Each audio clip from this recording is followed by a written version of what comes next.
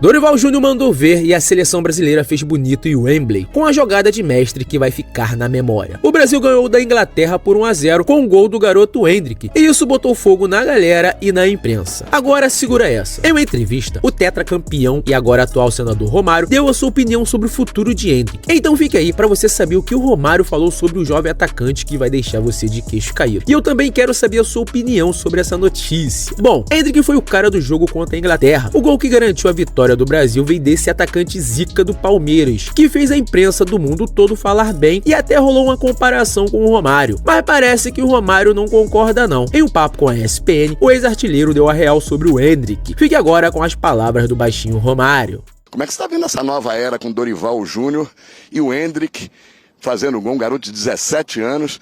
O Brasil estreou com o Dorival vencendo a Inglaterra em pleno Wembley, e lá na Inglaterra já estão falaram assim mesmo, um dos maiores comentaristas da Premier League, dizendo que o Endrick lembra um pouco o Romário início de carreira. É difícil alguém lembrar, mas um garoto como esse é um garoto diferenciado, né, Romário? É um bom atacante, com certeza é um atacante que a gente pode esperar muito dele no futuro.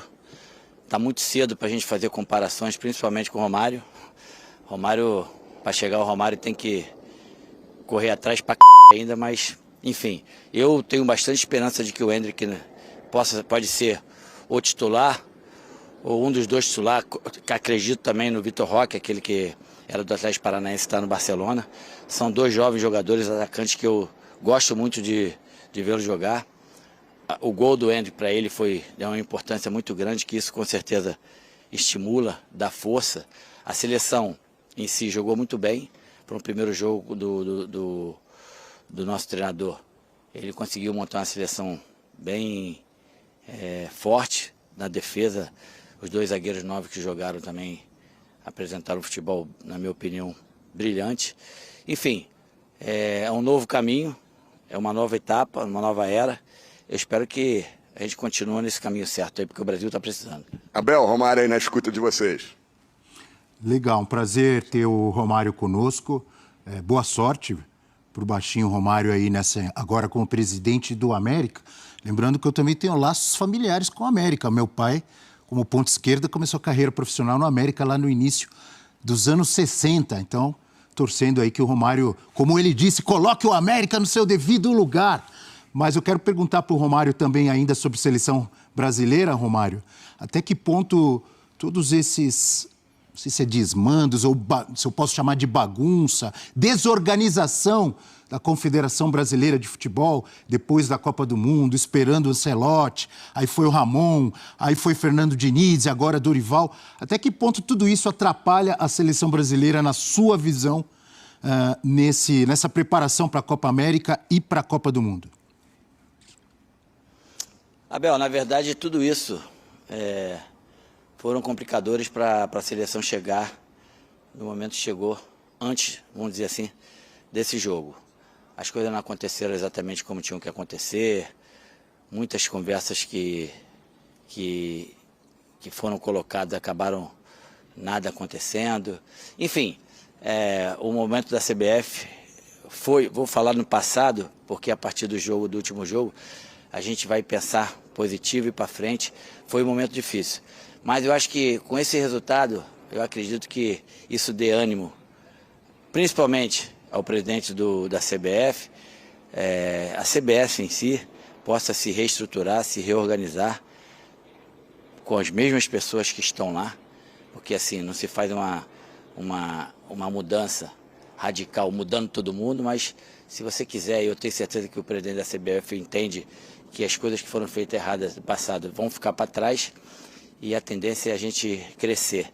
Esse jogo já foi um jogo onde que a seleção mostrou realmente que está com vontade de mudar em todos os sentidos, e temos uma Copa América aí pela frente que vai ser a grande possibilidade do Dorival, junto com os seus jogadores, demonstrarem o que a seleção brasileira pode fazer, por mais que esteja longe, mas parece que está longe, na verdade, mas está próximo da Copa do Mundo. Assim, o meu objetivo, o meu pensamento é positivo, bastante esperançoso e torcendo para que dê certo.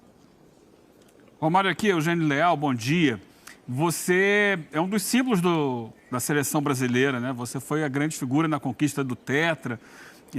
Você é um cara conhecido mundialmente. Como é que você enxerga os casos de Robinho e Daniel Alves? O que você acha que isso pode impactar de imagem do jogador brasileiro ou não? Como é que você vê a situação dos dois? Em situações distintas, né? O Daniel Alves parece que está saindo hoje, conseguiu pagar lá a multa lá na Justiça Espanhola, e o Robinho preso. São duas situações, dois caminhos distintos deles. Como é que você vê isso, Romário? Bom dia, Eugênio. Cara, na minha concepção, o estupro é um crime hediondo. E quem estupra, independente de quem seja, se é famoso, se não é famoso, se é preto, branco, gordo ou magro, novo ou velho, tem que pagar pelo seu crime. E a Justiça da Itália entendeu isso, e aqui a nossa, no STJ, corroborou essa decisão. Em relação ao Daniel, o Daniel foi solto provisoriamente, porque, diferente do Robinho, o caso dele não acabou, ainda tem mais 2 instâncias para ele ser julgado. Mas é isso aí. Eu acho que essa coisa de você pensar que as mulheres hoje são as mesmas mulheres que pensavam lá atrás, acabou. Você tem que respeitar mesmo, elas têm seus direitos, elas têm suas vontades. E o cara que faz qualquer tipo de violência, principalmente uma das violências maiores, que é estupro, tem que pagar pelo que faz. E eles estão pagando pelo que eles fizeram, porque no Robinho, no caso, já foi comprovado, e o Daniel na primeira instância também. Ô Mário, bom dia. Celso Zeldi falando. Você foi um especialista do gol, né? Como poucos na história do futebol, não só da seleção brasileira. Como é que você vê essa dificuldade para a gente ter um centroavante, um cara ali de área, como eram você, o Ronaldo Fenômeno? O que explica essa escassez numa situação do jogo em que o Brasil sempre sobrou? Celso, bom dia. Cara, eu não sei te explicar exatamente o que aconteceu, mas essa escassez de jogadores de área, de fazedores de gol, realmente já existe, na minha opinião, deve ter uns 10 anos. Nós temos aí uma grande expectativa com esses 2 novos jogadores, que é o Endrick e o Vitor Roque. Não que a gente não tenha, tem lá o Richarlison também, que já teve oportunidade, na minha opinião é um bom jogador. Nós temos o próprio Pedro do Flamengo, que também, quando está no seu dia, faz a diferença. O que eu posso dizer para vocês é que, assim, a partir desse jogo do último jogo da seleção contra a Inglaterra, não foi só pelo resultado em si, pela forma de que a seleção brasileira jogou. Se a seleção continuar jogando assim, talvez não possa jogar, nem vai jogar todos os jogos dessa forma. Mas se jogar próximo a isso, eu tenho certeza que a seleção vai voltar a ter grandes resultados. E o Dorival, com a sua inteligência, capacidade, experiência, vai saber sempre escolher os 2 melhores lá, ou 3, para jogarem na frente. Isso vai ser bom para o futebol, isso vai ser bom para todos nós que gostamos e amamos do futebol. Isso vai ser bom para a própria seleção brasileira, porque existe hoje uma desconfiança muito grande por parte de todo mundo, principalmente da Europa, em relação ao que a seleção brasileira pode realmente render. E esse resultado contra a Inglaterra em Wembley já foi um primeiro passo muito positivo. Romário, bom dia, aqui é o Breiler. Amanhã a gente vai ter um amistoso entre Brasil e Espanha, em Madrid, em homenagem à luta do Vinícius Júnior contra o racismo, a tudo que ele vem sofrendo. E eu queria saber se você, na época de jogador, chegou a sofrer ataques racistas na Europa.